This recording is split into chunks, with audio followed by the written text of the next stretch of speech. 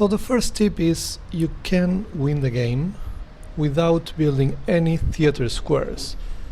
So it is fairly obvious that let's go to the theater square page. So it is fairly obvious that if you're not going for a cultural victory, this is not going to be your priority.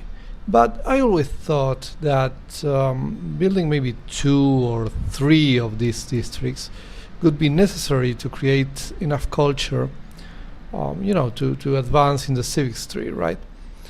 However, you can see this game, unfortunately this is not very late save, it's still turn 198. This is a game in which I'm playing with Saladin and I was going to win a religious victory, so I already converted my continent and I will eventually win this game with a religious victory. I sent a lot of apostles here and converted everybody.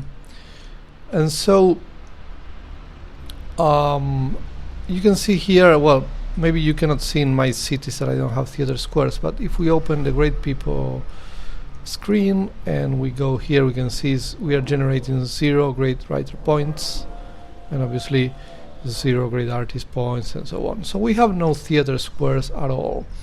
And at this point, turn 198, this is standard speed, by the way, with an ancient start, and we are already generating 82 culture points per turn. Considering we have 0 theater squares, this is really not bad. It's all coming from cities, so we have obviously we have monuments everywhere, but what else do we have? Well, if we go to our government here, we see the meritocracy economic policy. Each city receives +1 culture for each specialty district it constructs. So obviously you're going to have each city that gets to population 7 will have 3 districts, so each city with population 7 at this point is already generating another 3 points of culture. So that is pretty good. Later in the game, or if you feel this is not enough for you, you can get I cannot filter it right now, but there is one around here that gives you an economic policy that gives you +1 cultural, +1 science for every foreign trade that you have. So you can use that as well. But usually this meritocracy one is strong enough to generate, as you can see, quite a lot of culture.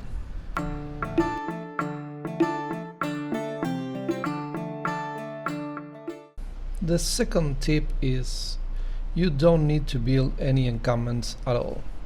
Not even if you're going for a domination victory.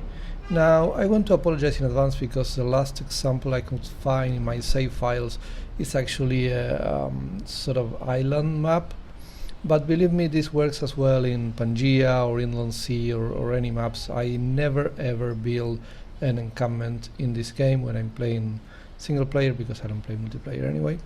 I guess for multiplayer it's really different, but for single player, even on Deity, you don't need an encampment. Okay, yes, this is an island map, but you can see here I have a nice amount of land units. I'm definitely going for a domination victory here, capturing all capitals, and I capture pretty much the whole world, as you can see, and I did not build any encampment. So these are my cities, and as you can see, no encampments at all. You can see the AI Rome built some encampments over there, and well, this is an island map, so I guess even the AI is not building a lot of them. We have one for India here, but I'm going to win an easy domination victory anyway. The reason why you don't need an encampment is basically because the AI is terrible at war. So unless they fix the way the AI plays war in later patches, you're not going to need an encampment. Even if they fix it a little bit, you are still not going to need it. They would need like a major revamping of how the AI plays war for an encampment to be necessary.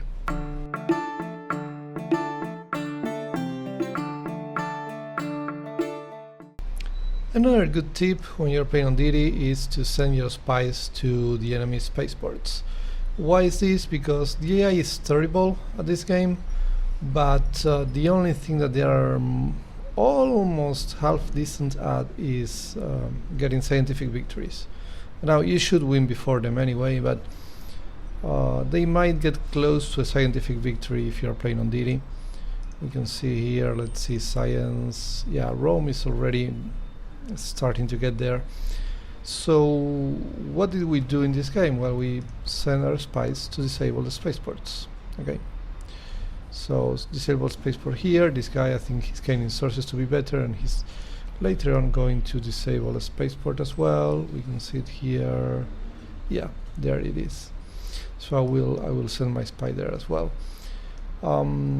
So right now the AI never fixes the spaceports when they are pillaged, unlike industrial zones, for example. I realize that they do fix the industrial zones, but they don't fix the spaceports. Now, I'm pretty sure that's going to be fixed in the next patch. This video was done after the second patch of the game. I am assuming a third patch will come soon, and this will be fixed. They will try to fix the spaceports. But even if they do, it's going to take a while, because it requires a lot of production to fix them. So you can still delay their victory quite a lot by sending spies there. And I don't think there is any better use for a spy in this game. Yeah, if you get spies before they get spaceports, I guess sabotaging industrial zones is a good idea as well. But that's it. I mean, stealing money, you should probably have a good economy anyway. Stealing Eureka boost, again, your science should be doing okay, and you shouldn't need that. So sabotaging industrial zones is more or less okay, but sabotaging spaceport is the strongest action you can make, mostly because the AI is only good at this. They are not good at, well, not good, actually, half decent, but they're a little bit better at this, at the scientific victory, than they are at anything else. So this is your priority for espionage.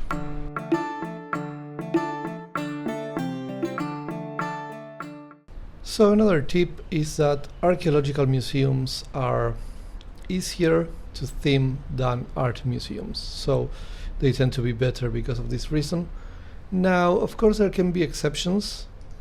I found in this particular game that I was playing with Congo. I knew that I was going to go for a cultural victory, so I built theater squares from a very early point in the game.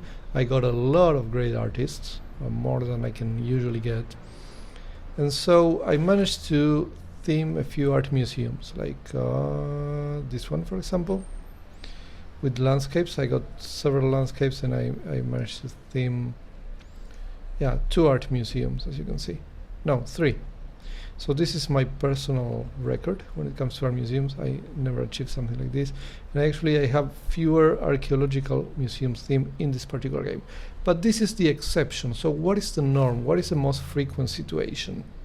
The most frequent situation is, for example, the one I had here with France when I was starting to build my museums.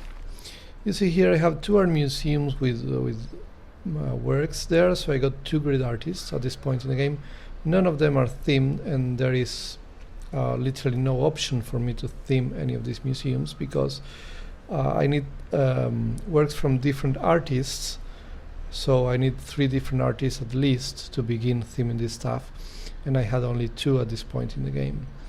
On the contrary, my very first archaeological museum is already themed, because the artifacts are going to appear all over the map.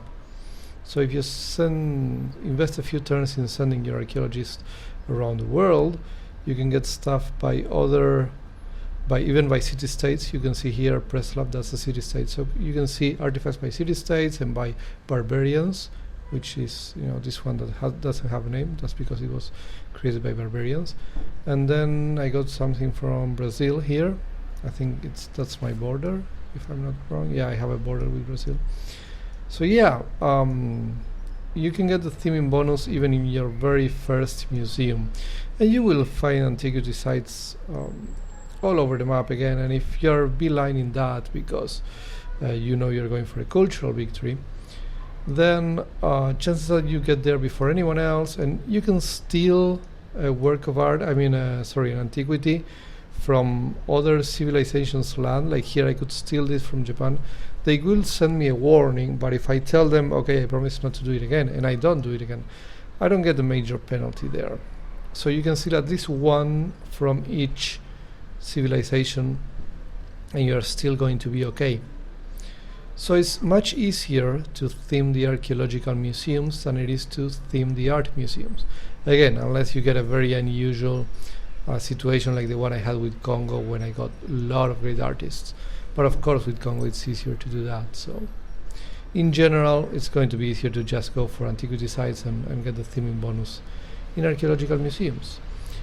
So I hope those 4 tips were useful for you. Maybe you didn't know about some of those issues. Maybe you are still building encampments, or you are building theater squares where you were not going for cultural victories. So hopefully these tips will help you in future games. If you have any questions or specific things that you're having trouble with on Deity games, Civilization 6, leave it in the comments and I can try to make a video explaining how to deal with those situations. So thank you for watching.